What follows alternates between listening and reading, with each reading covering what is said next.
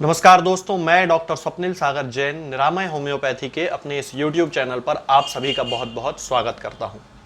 दोस्तों, आज मैं आपको बताऊंगा पायोजेनिक ग्रेन्युलोमा के बारे में, या फिर जिसे पायोजेनिक फाइब्रोमा भी कहते हैं।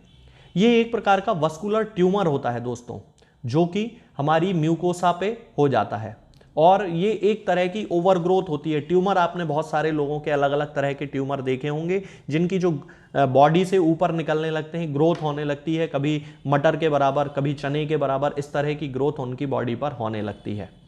इसके जो मुख्य रीज़न है वो हो सकता है कि जीभ में जब कभी ये होता है तो दांत से जब कभी जीभ बार बार कटती है या कोई चोट लगती है तब इसके कारण हो सकता है, और या फिर किसी हार्मोनल फैक्टर के कारण हो सकता है। ये किसी भी उम्र में हो सकता है, लेकिन ज़्यादातर मेल्स में और फीमेल्स में दोनों में समान रूप से देखा जाता है, और प्रेग्नेंट वुमन में खास तौर से देखा जाता है फर्स्ट ट्राइमेस्टर में।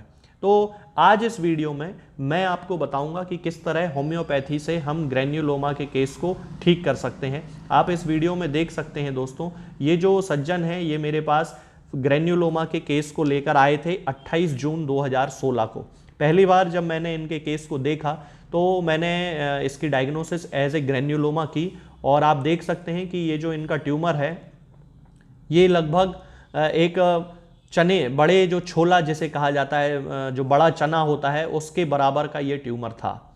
मैंने इनका ट्रीटमेंट स्टार्ट किया 28 जून 2016 को, और उसके बाद लगभग एक महीने बाद 20 जुलाई को जब ये मेरे पास आए तो आप देख सकते हैं दोस्तों कि इस ट्यूमर की जो ग्रोथ है वो 28 जून 2016 को जितनी थी उससे लगभग 30% ये कम हुआ। ये 20 जुलाई 2016 को रहा।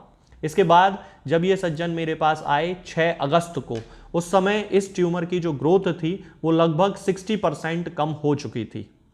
6 अगस्त 2016 को यदि हम इसके ट्यूमर को देखें तो इसकी जो ग्रोथ है वो लगभग 60% खत्म हो चुकी थी। और यदि हम उसके बाद लगभग एक महीना इन्होंने और लिया, और लगभग ये मेरे पास अगली बार जब आए तो ये 3 सितंबर को मेरे पास आए, और 3 सितंबर को आप देख सकते हैं दोस्तों कि इनकी जो ग्रोथ है वो ट्यूमर की वो पूरी तरह खत्म हो चुकी है। इसके बाद कंटिन्यू मैंने इनको 2 महीने फॉलोअप में रखा, तो ये अलग अलग आप देख सकते हैं कि ये इनके फोटोग्राफ्स हैं 3 तारीख के, कि 3 सितंबर के, कि किस तरह से इनके जो ग्रेन्युलोमा है ये पूरी तरह से इनका ठीक हो गया। तो दोस्तों, इस तरह से हम होम्योपैथी में ग्रेन्युलोमा को ठीक कर सकते हैं।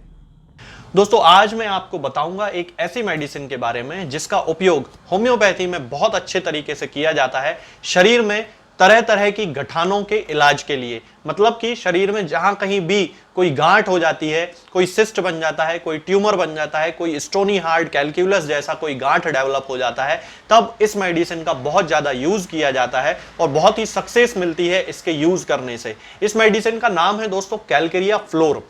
तो मैं आपको आज बताऊंगा कि कैलकेरिया फ्लोर को हम किस तरह से यूज कर सकते हैं, इसके क्या मेंटल सिम्टम्स होते हैं और सारे ऑर्गन्स के इसके क्या क्या सिम्टम्स होते हैं, और किस कंडीशन में हम इसका यूज किस पोटेंसी में कर सकते हैं। तो चलिए दोस्तों शुरू करते हैं। सबसे पहले हम बात करते हैं हमेशा की तरह मेंटल सिम्टम्स से, कि कैलकेरिया फ्लोर का जो पेशेंट होता है वास्तव में वो मेंटली उसका नेचर कैसा होता है। तो सबसे जो इंपॉर्टेंट इसमें सिम्टम है वो है कि कैलकेरिया फ्लोर का जो पेशेंट होगा, चाहे वो मेल हो चाहे वो फीमेल हो, उसको गरीबी से बहुत ही ज्यादा डर लगता है। यहां पर गरीबी का मतलब हो सकता है कोई भी ऐसी चीज जिसमें उसको कमी महसूस होती है। मान लीजिए कि यदि कोई वो फीमेल है तो उसको अपनी सुंदरता में कमी का एहसास जब भी होगा तो उसको वो फियर ऑफ पॉवर्टी के अंतर्गत लिया जाएगा, यानी कि गरीबी का डर है, मतलब उसकी सुंदरता कम हो रही है। यदि ये कोई आदमी है तो उसको बिजनेस में यदि कोई लॉस हो रहा है तो उसको पैसे की कमी की उसको डर लगेगा, ये फियर ऑफ पॉवर्टी। मतलब कि किसी भी चीज में उसको कमी यदि महसूस होती है, यदि कोई अच्छा वजन वाला लड़का है और उसको अपना वजन कम होता दिख रहा है तो वो फियर ऑफ पॉवर्टी के अंतर्गत हम इसमें लेंगे। तो ये जो डर होता है उसको कैलकेरिया फ्लोर को बहुत ही ज्यादा लगता है, और इसी के कारण उसको रीएश्योरेंस की बहुत ही ज्यादा जरूरत पड़ती है, फाइनेंशियल सिक्योरिटी की बहुत ज्यादा जरूरत पड़ती है। आपने अपनी लाइफ में ऐसे बहुत सारे लोग देखे होंगे जो ज्यादातर मैरिज जब करते हैं, शादी जब करते हैं, तो वो ये देखते हैं कि परिवार का फाइनेंशियल स्टेटस बहुत ज्यादा हाई होना चाहिए, चाहे वो लड़का हो चाहे वो लड़की हो।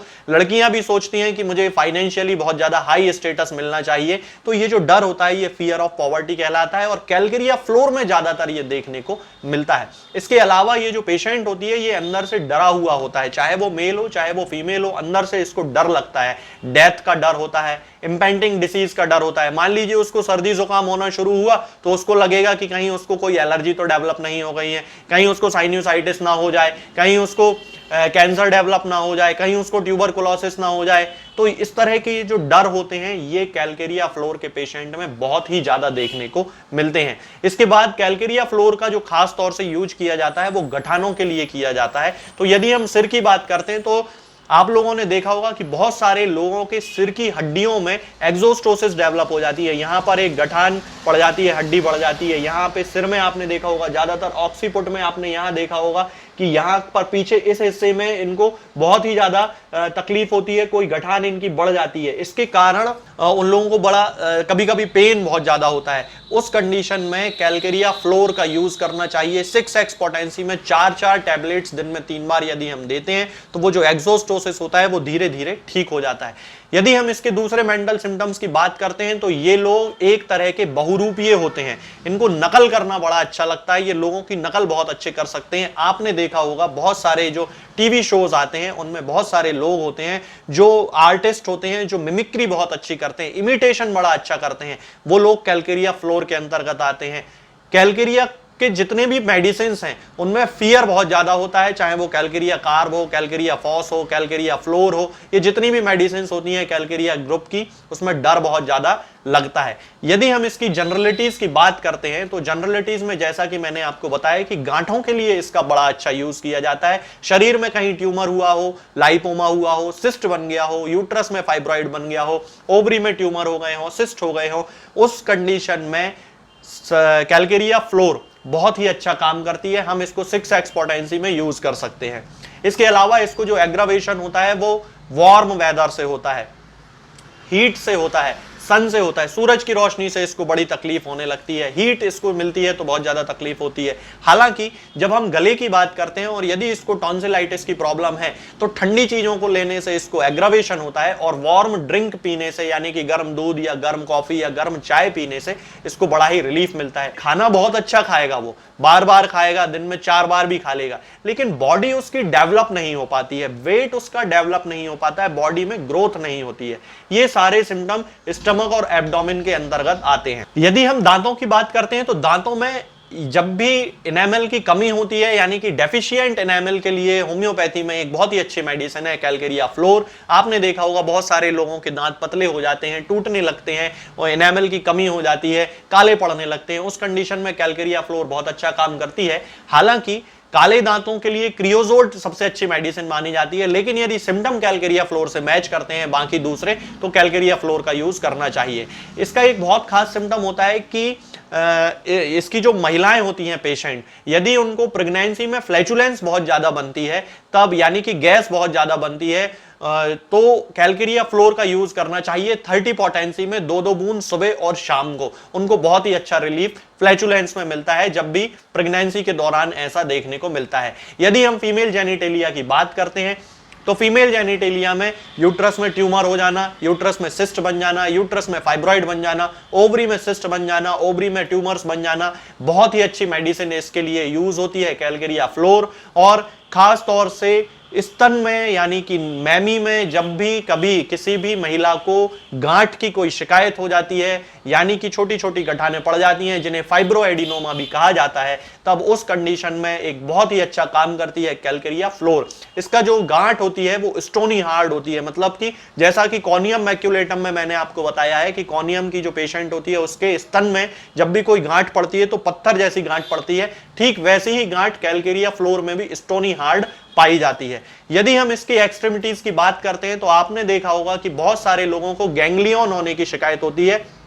यहाँ पर सिस्ट एक डेवलप हो जाता है, उसमें पानी भर जाता है, उसमें बहुत ही अच्छी एक मेडिसिन है कैलकेरिया फ्लोर। बराइटा कार्ब भी उसमें बहुत अच्छा काम करती है। कई सारे लोगों को आपने देखा होगा कि एक्सोस्टोसिस डेवलप हो जाता है, जैसे कि पैरों में हील स्पर का डेवलप हो जाना। हील स्पर की मेडिसिन है कैलकेरिया फ्लोर, बहुत ही अच्छी मेडिसिन है। शरीर में कहीं भी कोई हड्डी यदि थोड़ी बहुत बढ़ गई है, नाक की हड्डी जैसे कई लोगों की यहां से बढ़ जाती है, उसमें साइलिशिया के साथ कैलकेरिया फ्लोर बहुत अच्छा काम करती है। ये सारे सिम्टम्स जो होते हैं वो कैलकेरिया फ्लोर के अंतर्गत देखे जाते हैं। बहुत ही अच्छी दवा है, जैसा कि मैंने आपको बताया गांठों के लिए। आज के लिए फिलहाल इतना ही। आगे के वीडियोस में हम बात करेंगे कुछ नई बीमारियों के बारे में और उनकी होम्योपैथिक दवाओं के बारे में। तब तक के लिए जय हिंद, जय भारत।